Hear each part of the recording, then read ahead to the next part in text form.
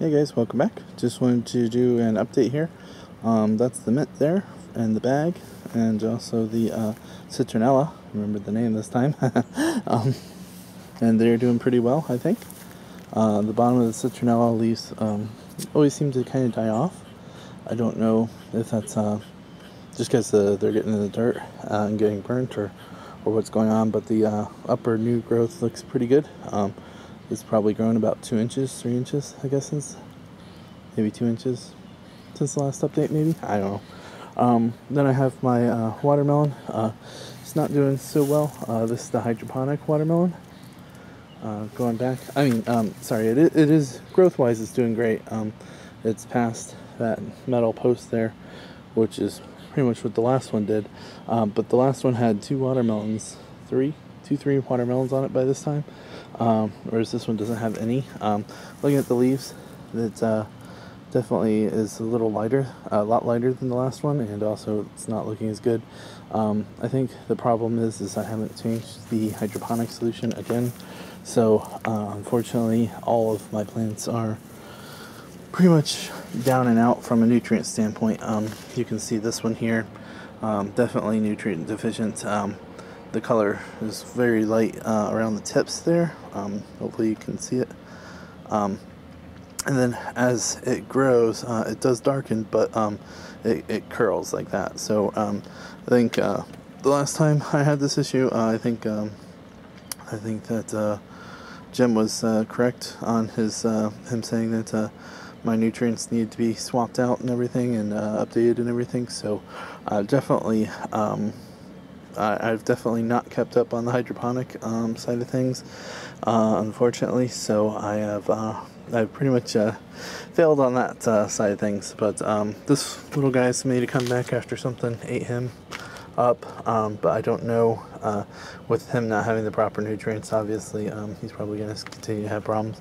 This little guy here, he's doing quite well, but the end of his stem there started to die off.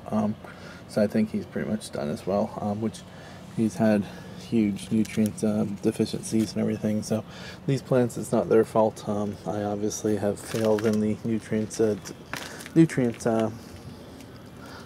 wise, so I definitely failed there. So this little guy, he's not looking so hot either. You know, same things.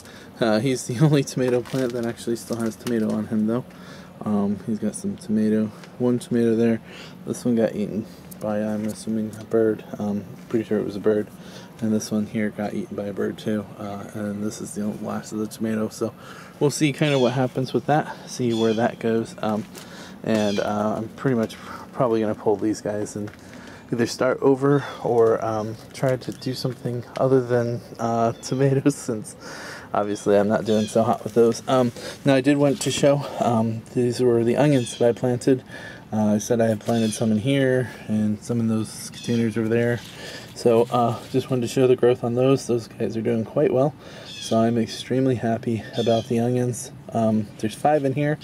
I don't remember how many I actually planted in there, so please forgive me on that. It kind of looks like it was probably 5, maybe 9, depending on the pattern, but it almost kind of looks like a, kind of a dice pattern of a 5, 3 in a row, and then 1 on each side there. The other thing is these are pretty close, so then there might have been 3 here. There might have been 1 more here in between those. So, but they look good. So the ones that did sprout are doing great. The little guy there, he died off. So I don't think he'll be making any comebacks there. Lucky Bamboo, still a little light on the color there, but doing pretty well, I think. And then the sweet potatoes, we cut them back 2 or 3 times, I can't remember now, and it doesn't seem to phase them. They just seem to come right back out and really start to go and everything. So it'll be interesting to see if these root. It feels like this one has rooted. If you look there, it kind of looks like it's rooted there. So if it has rooted, I will be extremely happy, unless of course this then allows for disease to set in the ground and then to go back up. That would be bad, but I'm hoping that sweet potatoes will do okay and survive and everything. Won't cause problems. This particular tomato plant here is pretty much completely dead there, so I had to pull him out of the bag and stick a new tomato in there. The mistakes I learned on this bush and the other one over there is that the double stem, while it grows, it's just not very profitable in terms of fruit production. So the other thing that I definitely think I'll be a lot more proactive about in the future is the removal of the suckers. So you can see that one's pretty big, you know, so I definitely failed from that standpoint. So but looking at the rosemary is doing fantastic.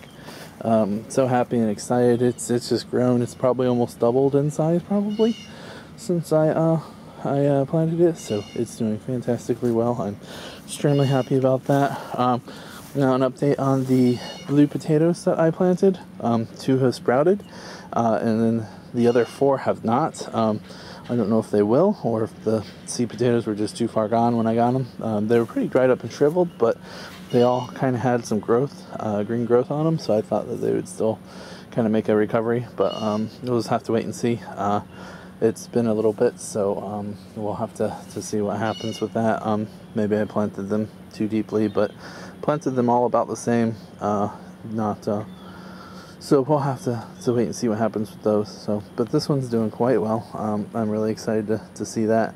The growth looks nice and green. You can't really see, the camera's kind of making it look a little lighter than it is, at least to my eyes it looks a little lighter, but it looks pretty good green to me, so it looks good and healthy there, so hopefully those will do well. I'll show you the other potatoes here in a minute. The rose bush is doing quite well. When I'd set these boxes out before I poked holes, I scooped water from there because water had gotten in them and put them in here, and they had some of the soil in there, so I ended up watering the rose bush with that water instead of just, you know, dumping it in the yard or whatever, and so that spurred on some growth there, which is really cool and exciting. You can't really see, some of the other roses have died off, but I think I put on, see, there's 1, 2, 3, 4, 5 there, it looks like. So I put on like 3 or 4, you know, almost immediately when I watered it, and then it's continued to produce. So I'm really happy and excited about that. Obviously the water was obviously deficient in some nutrients, though, obviously, since it's you can see the veins there. I don't know if that would be iron or something else, so maybe somebody who knows a lot about roses can tell me. This is more of just kind of a side, you know, roses are pretty and you know, everything, so I would like to see them flourish, and I like to take good care of them. I don't really want to invest any water in them, and so far I really haven't had to invest any water in keeping this plant alive unless it was really drought ridden, but so far it's done quite well on its own. So but from a nutrient standpoint, something that I could do to help the little guy, you know, do better and everything, or girl, to help the little plant do better. I'm definitely interested in that, so we'll have to see. I don't think that it's bad to have ornate, you know, or just kind of decorative things around the house, so long as they bring you joy. I mean, obviously, with my gardening, you can see, you know, from potatoes to tomatoes and everything else.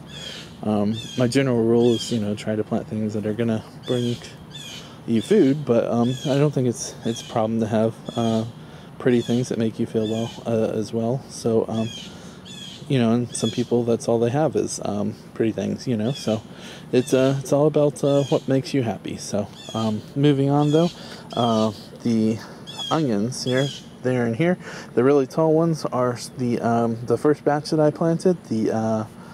I believe those were the yellow ones, yes, and then the smaller ones are the red ones. So there should be 15 of the larger ones, and I see 4, 5, 6 probably? About 6. Let it get down like this, maybe you can see better. But anyways, so there's probably about 6 from the first batch that it looks like, and the rest of them there. So it's they definitely are doing very well from what I can see above ground. The soil is really super wet. I don't know if you guys can tell that or not. So I'm really hoping that that doesn't cause problems and cause rot and that sort of thing. So I do know as the onions mature, they definitely like to have lots of water, but I don't know when they're on, you know, the water on their bulbs, if that this early in the stage, since they're not mature, if that will cause the root rot or not. So, but that's that. This little container here actually doesn't really have much of anything growing in it. That's going to be helpful and profitable there, unless this is somehow seeds. That's what my goal was with this, was to try to get it to go to seed and everything. So the nutrients, as you can tell from the tomato plant here, the nutrients is absolutely horrible in this container here. Yeah, it's still fairly clear water. One of the problems was, and maybe you guys will see this and not make this mistake, see back there, you can see good healthy roots, well, what I would consider good healthy roots, and then up front here you can see there's brown roots that are dead. That one's off of this stalk here, which is clearly dead. I made the mistake of leaving, I just cut some of these off and just left them in there, not thinking about the consequence of my action. And obviously when you look down in there now, you can definitely see that's going to take a bit of cleaning now. Shouldn't be too complicated, obviously. It's just, you know, root matter that should just come right out. But had I been smart about it, I would have removed the root and probably caused myself a lot less trouble. So looking over here, I believe there were 9. I believe there were 9 onions that I planted in here. So they look to be doing okay. 1, 2, 3, 4, 5, 6, 7, 8. Well, maybe, I think it was 9. I don't know. We'll have to wait and see what comes up and everything. But they look to be doing well.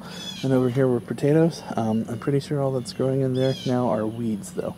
I don't think that that's a potato right there. It certainly is different than the other one, and that one doesn't, I don't see anything but weeds there. So I could be wrong, but that's pretty much the potato update.